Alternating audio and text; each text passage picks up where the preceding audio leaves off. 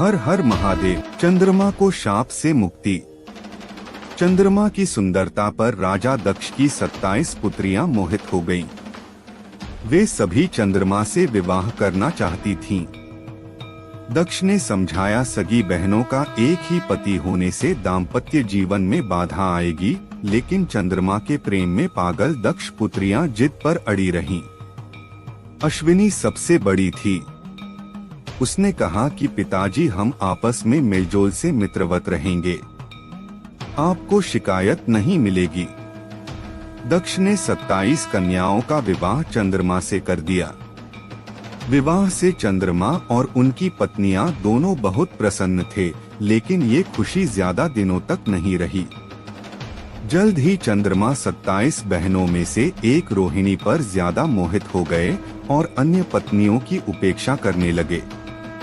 यह बात दक्ष को पता चली और उन्होंने चंद्रमा को समझाया।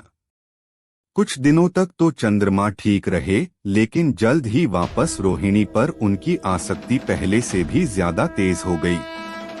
अन्य पुत्रियों के विलाप से दुखी दक्ष ने फिर चंद्रमा से बात की, लेकिन उन्होंने इसे अपना निजी मामला बताकर दक्ष का अपमान कर दिया। दक्ष प्रजापति थे, कोई देवता भी उनका अनादर नहीं करता था। क्रोधित होकर उन्होंने चंद्रमा को शाप दिया कि तुम क्षय रोग के मरीज हो जाओ। दक्ष के शाप से चंद्रमा क्षय रोग से ग्रस्त होकर धूमिल हो गए। उनकी चमक समाप्त हो गई। पृथ्वी की गति बिगड़ने लगी। परेशान ऋषि मुनि और देवता भगवान ब्रह्मा की शरण में गए।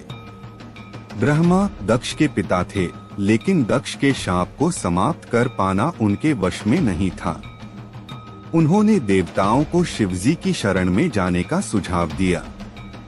ब्रह्मा ने कहा, चंद्रदेव भगवान शिव को तप से प्रसन्न करें।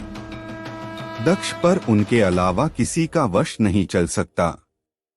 ब्रह्मा की सलाह पर चंद्रमा ने शिवलिंग बनाकर घोर तप आरंभ किया। महादेव प्रसन्न हुए और चंद्रमा से वरदान मांगने को कहा। चंद्रमा ने शिवजी से अपने सभी पापों के लिए क्षमा मांगते हुए क्षय रोग से मुक्ति का वरदान मांगा।